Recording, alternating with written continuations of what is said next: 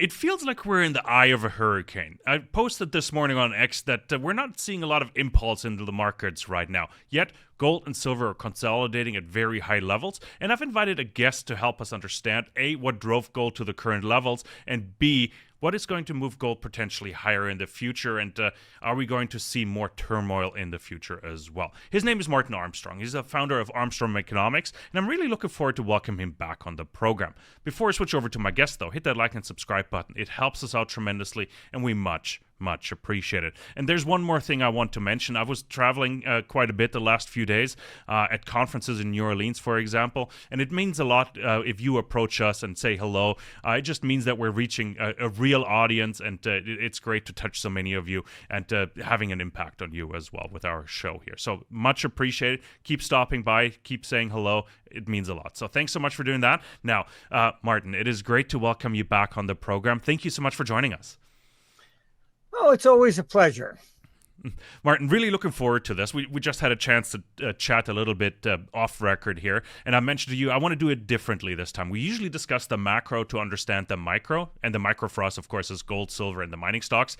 But I want to do it differently this time. Let's start with gold. Let's start with the micro, and maybe get on the horse backwards. Let's talk about it. We're at $4,100 roughly per ounce.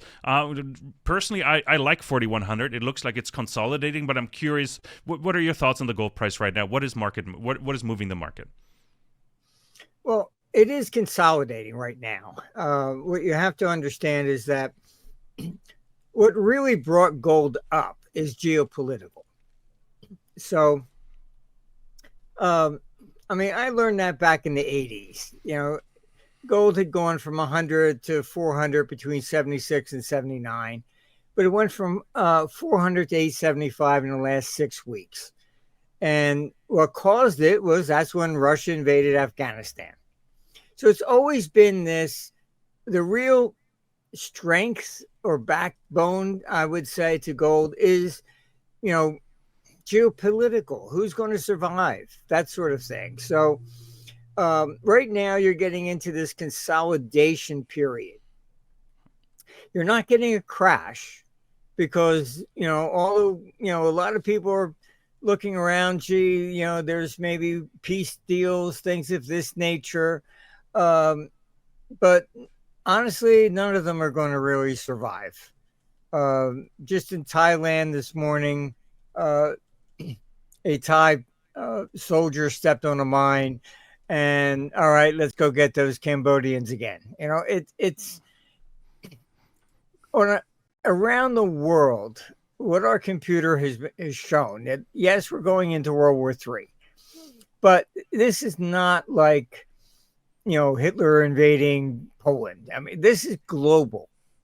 Okay. So I would say the resentments, no matter where you look at, if it's Pakistan, India, Israel, the Gaza area, Iran, everywhere. Russia, Ukraine, NATO, China, Taiwan. There isn't a single place where you don't see it. Okay. We're even seeing it in South America now. So when you get this sort of destabilization, all right, and we're into this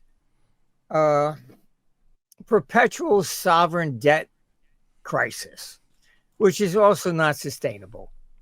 All right, so you're looking at undermining basically the entire world monetary system. I know people, keep bashing the dollar, but honestly, the dollar is going to be the last thing standing. Europe is far worse. Asia's it gets to be a basket case. So, and I know people have been talking about BRICS, but, BRICS is not going to displace the dollar. What's behind the dollar? It is basically that the U.S. has the largest consumer-based economy. So everybody's got to sell to us. Germany's got to sell their BMWs. Japan's got to sell their Toyotas. And that's going to be priced in dollars. All right. In addition to that, you have all these emerging markets, various different, countries. You can go on eBay and you'll see that China even issued bonds in British pounds before 1914, because that was the financial capital. So everybody issues in dollars today because this is where they got to come to sell it. All right. So you're not looking at the demise of the dollar because of the debt or inflation or something like that. What you must understand here is that historically, you can keep kicking this can down the road on the debt issue. It could be, $50 quadrillion. It doesn't matter. All right. What matters is as long as there's somebody at the door still buying the next tranche. So that's confidence. When you start undermining the confidence that you have in a government and you don't buy their debt, that's when the crisis comes. That's first materializing both in Japan and in Europe. You just had, the finance ministers of both France and UK hint they might need a bailout from the IMF. All right. That is indicative of what I'm talking about. The fact that they even have to say that suggests that the line at the door to buy new debt is diminishing. That's when the crash comes.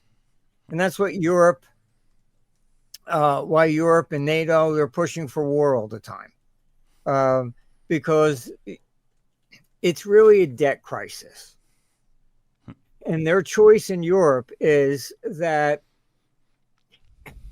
you fail, and the people are going to be picking up pitchforks and coming for your ass. All right. So it's better that it's Putin. Oh, he wants to invade Europe. He does not. Lavrov even came out, we'll guarantee we're not interested in going in NATO. Why? Because there's nothing there to get. All right. Japan went into Manchuria to get assets. What if Putin went into Europe? What's he going to get? Absolutely nothing. They got to buy their energy from them. They have no gold. They have no tangible assets. You're going to walk into France and France is going to say, okay, you're going to pay our pensions now. That's it. Here's our debt. Have fun. Yeah. They have nothing. It's better off. You step back, just wait, because they're falling all by themselves, the same as communism did.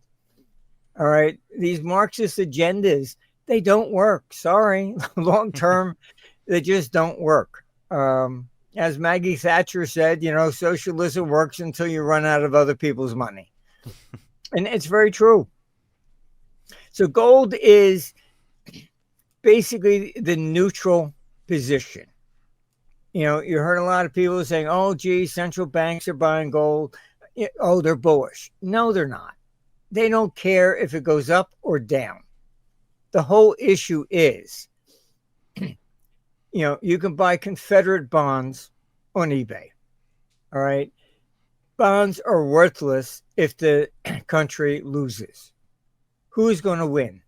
All right. I can tell you our computer says Europe will not win. All right. But Europe is the worst of all. As you know, I was called in to help create the euro. And I warned them that you have to consolidate the debt if you wanted to compete with the dollar. And Helmut Kohl was the chancellor of Germany, and he wouldn't allow that to happen because he said, before he died, he said if he knew he let the German people vote on joining the euro, he would have lost 7-3. So he took Germany into the euro with no vote. So much for democracy, right? And he thought the Germans would be upset about consolidating the debt, that they would be bailing out Greece or Germany or Italy or whatever. So he said no consolidation. Now, as a trader, I'm not an academic. I said, look, if you don't consolidate the debt, this is not going to work. And just look at what happened when Greece got in trouble in 2010. And you can read the chapter 1931 in Herbert Hoover's memoirs. Same thing. He said capital acted like a loose cannon on the deck of in a tempest, firing off in every which direction. They didn't know where it was going next. That's what you're looking at. Now, because they didn't consolidate the debt, all right, if France goes, needs an IMF bailout, what are the traders going to do? The first thing you do is you look at all the banks because their reserves are individual government debt. There is no federal debt. Okay. So they're going to look at the banks and say, oh, who has the most French debt? Short that one. So you're looking at a banking crisis. All right. Then on top of that, you got a pension crisis because 70% of the pensions must by law have government debt. So that's what I mean. They get into trouble and all these people are going to be picking up their pitchforks and storming their parliaments. All right. In the United States, our reserves for banks are federal debt, not California, not Illinois. If California goes bust, the traders will do the same thing. Who's next? Oh, Illinois. Okay. So this is why central banks are been buying the gold, because it's a coin flip who still survives. The German debt is showing weakness. So it's systemic. Can I jump in there, Martin, real quick? Just based on something you just said, like, why aren't Western nations then buying gold? Mainly because they are broke. Okay.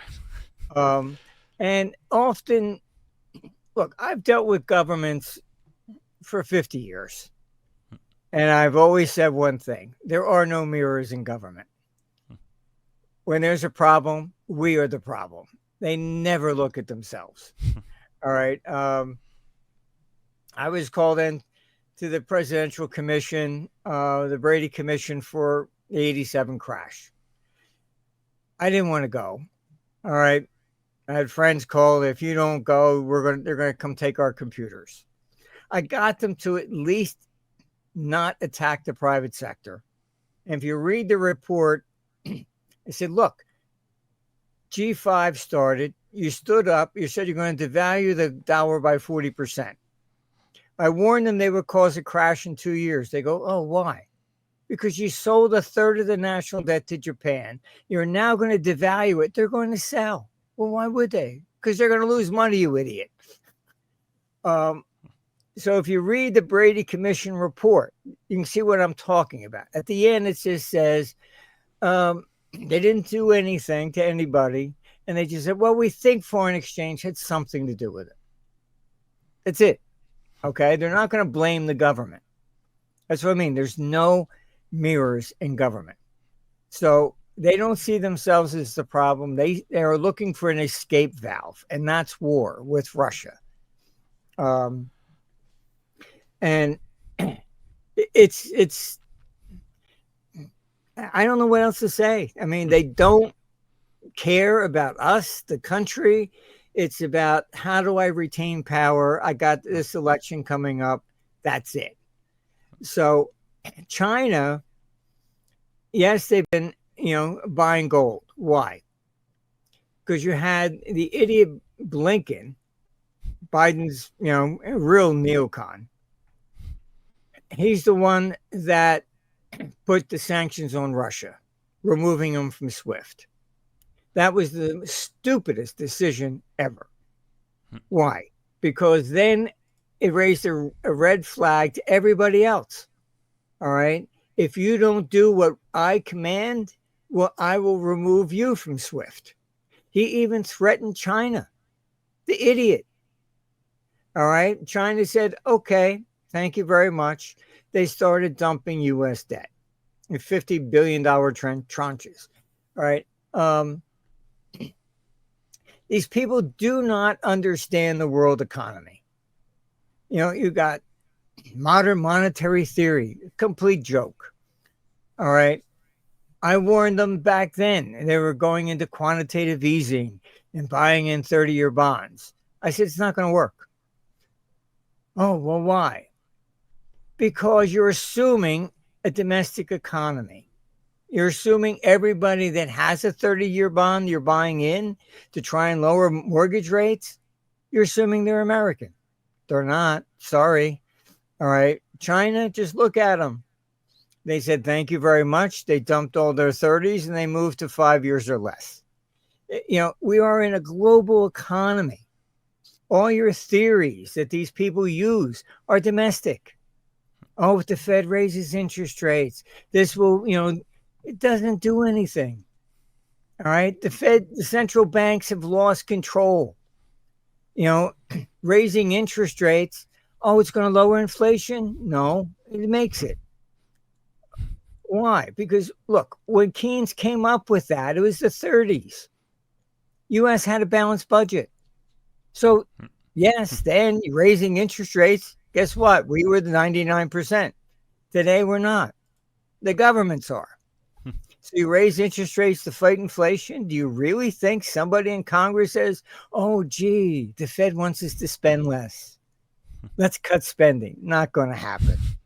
All right. I mean, so, this is why you have countries, at least the ones on the outside, not Europe, not the U.S., buying gold. Because they are just looking at this, and it's a roulette game. Am I going to bet on red or am I going to bet on black? The neutral at this stage in the game is gold. And don't take it that they're bullish. They're not investors. Okay. They don't care if it goes down. They're not going to sell. Okay. So they're basically just trying to get rid of government debt. So instead of the reserves being, U.S. debt, they used to buy 10% of our national debt, hold it, no more. All right. You can't threaten them with war and then say, oh, gee, you want to buy some more of my bonds so I can buy some missiles to shoot you? It's just, honestly, sometimes I just look at, I get called in by Washington once in a while, and it's just like I'm in La La Land or something. I mean, half the time I think I get called, have you changed your mind yet? That's about it. They're just looking for confirmation of what they're already doing. It's not the only one that does what I actually say that I got to be careful with is China. I had just made an off-the-cuff remark. I said, if I were you, I wouldn't buy debt from the New York bankers. I would tell the Treasury, you want to buy direct. They did it in a week. I was like, oh, my God. I'm not used to a government doing actually what I say. In that short period of time. Even long-term, they don't. Look, back in 1980, going to 81, when Volcker was raising interest rates to 14% or whatever, I was young, naive. I met with the Treasury. I said, guys, the national debt's going to double by the end of the decade at these kind of interest rates. And they calmly said to me, yes, Marty, but, we'll be paying back with cheaper dollars. I said, okay, so you know what you're doing, huh? I think that was my first wake-up call. It's like you're not dealing with a rational person. And governments are, a politician in particular, is only interested in the next election, not long-term. I don't give a shit what happens in 20 years. I'm not going to be here. I took my son-in-law to Capitol Hill. I said, you sure you want to see what I see? Yeah, no. I said, okay, fine. He's working for us. So I said, you can come with me. I took him in. By the time we're meetings all day long, leaving, walking out, and he goes, holy shit, these people don't know anything. I said, I told you. It's just, you have to understand the government is not there for you. They're there for them. And these guys, you know, 97, when the Asian currency crisis, I was the first one to be called in by the Bank of China. So I went over there. When I got back, Treasury calls me, Fed calls me. Gee, what was it like? You're the first one to be there. And I said, very interesting. I understood why they called me and not somebody from Harvard. They were all traders. They had sent these guys out and they worked on the dealing desks of New York, London, Tokyo. Then they went back to run the bank. And so I said, very interesting. They only hire people with experience. Whereas at the Fed, honestly, they got more PhDs than I think any institution in the world, and they don't know how to chew gum and walk at the same time. If you don't have experience, I think as a trader, you're never going to see what is really going on. It's all theory all the time. Well, gee, if we raise interest rates, they'll do this. Doesn't work. Just look at it. How many times is the market, raised rates, the market didn't go down, or they lowered rates just like recently, and the market, didn't do anything, and they go, oh, well, it was already factored in. Well, how do we determine when it's factored in and when it's not factored in?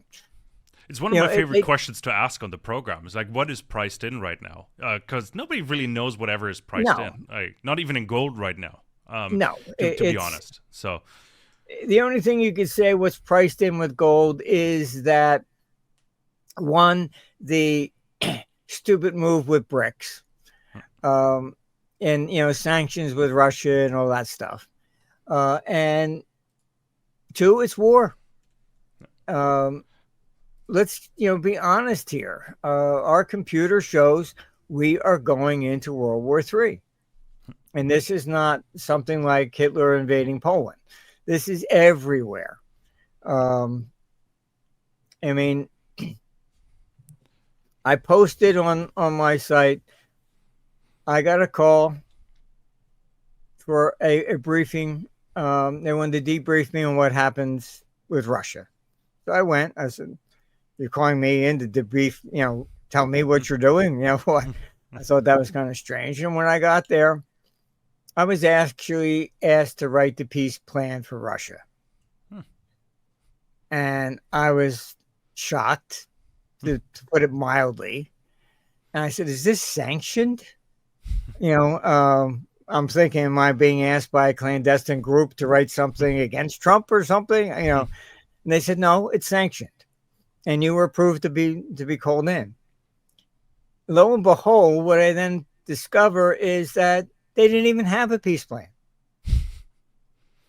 But they knew I knew, we got offices everywhere from China to, Middle East. So they knew, I have contacts everywhere. And I was even asked, use your back channels. They wanted me to create a plan that I said that Putin would accept. I said, fine. So it's free. You can download it off our site. But the fact that I was even called in to write it was indicative of a problem. The problem is that the Trump administration is, in my opinion, under siege from the neocons. You take the Secretary of Treasury. Most people, they never heard of him. Bassett, he is, if you pull back the curtain, he is basically, he was the brains behind Soros. He's the one that did the architect and sold the idea to short the British pound, which made Soros famous. Okay. It wasn't Soros.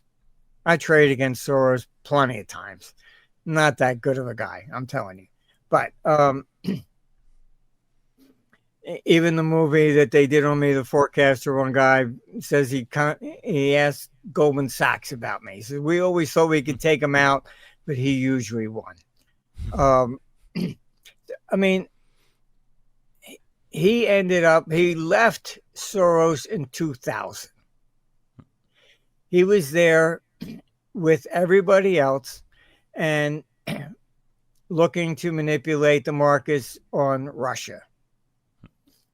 You can look it up. Soros, when I said, look, Russia's going to collapse, they didn't want to believe me. They thought they were paying all the bribes, IMF, everybody else. Although IMF will never let that happen. I said, I'm sorry. I advise the people the IMF go to for money. All right.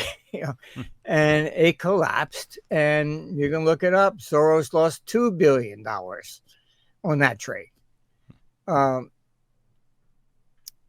He is basically a dyed-in-the-wool neocon. He's anti, Putin, I think, because basically he lost $2 billion back then. But that's just my opinion. I can't get into massive this. grudge. I think so. Most of these people are. If you look at Madeleine Albright, she is the one that brought NATO to attack Serbia. And you got Victoria Nuland. You got John McCain. And you even got Blinken. All right. But if you look at Victoria Nuland, Blinken, and Garland, 3 people in the Biden administration, look at their backgrounds. All 3 claim that their families were from the Balkan area, and all 3 claim that their families were persecuted by Russians. How do 3 people with the same historical background get into the Biden administration? This is what I think our computer's warning about, and why gold has got a base to it. Yes, it's consolidating. I don't see a crash, because this, as they say, it ain't over till the fat lady sings. All right. And maybe, Martin, to follow up here, just to jump in, because we got 2 minutes left real quick. Timeline. Like I mentioned in the intro, it feels like we're in the eye of a hurricane. You said we're consolidating, I think. When does the wind pick up again? It looks to be after probably January next year. In most of these cases, you're looking at basically a 3-month, consolidation type thing. But our computer's showing war next year, and I think that's going to be the real catalyst, and that's what's giving the bid to gold. All right. So just keep that in mind, that it's not going to crash and go back down to 2000 or something like that. I don't see that. In order to do something like that, you'd have to have really peace. Okay. I don't see it in the Middle East. I don't see it in Ukraine, China, Taiwan, Korea. And I'll tell you what I warned them about. I said, if I was on the other side, I would attack Taiwan. North Korea goes into the south and attacks Japan. Iran attacks Israel, and Russia takes on NATO. What are you going to do then? Do you have troops to handle 4 fronts? I don't think so. No. I mean, that's how Napoleon lost. You've just pissed off most of the world. What else can I say? It's no. That's basically what you're looking at. Exactly. No, and we'll put on that bombshell, Martin. We'll actually end the conversation as well. Like, I loved your insights. Like, I let you talk, but that was so insightful. You ticked all the boxes for me. We ticked all the topics I wanted to touch with you on. Super insightful. Tremendously appreciate your time, Martin. Thank you so much for coming on. Where can we send our audience, if they don't know by now, where to find you? ArmstrongEconomics.com. You can go there. It's free. We don't sell advertising. You don't have to put in an email or get 50, emails per day. Gee, you want to buy some swampland in Florida or something? No, you should start a Substack and just charge for it.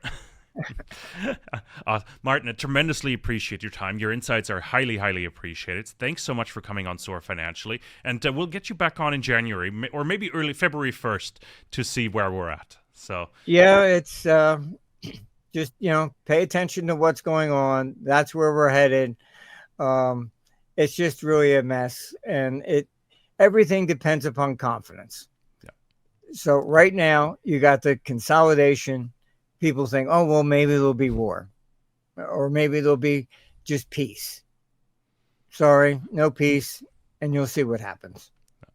Fantastic. Martin, thank you so much. Tremendously appreciate it. Everybody else, thank you so much for watching. Really curious what you're thinking is going to happen. Are we in a consolidation phase? How are you acting in the markets as well? Put that in the comments down below. I do want to hear from you. And if you haven't done so, hit that like and subscribe button. It means a lot to us, and we tremendously appreciate it. Thank you so much for tuning in. Stay safe out there.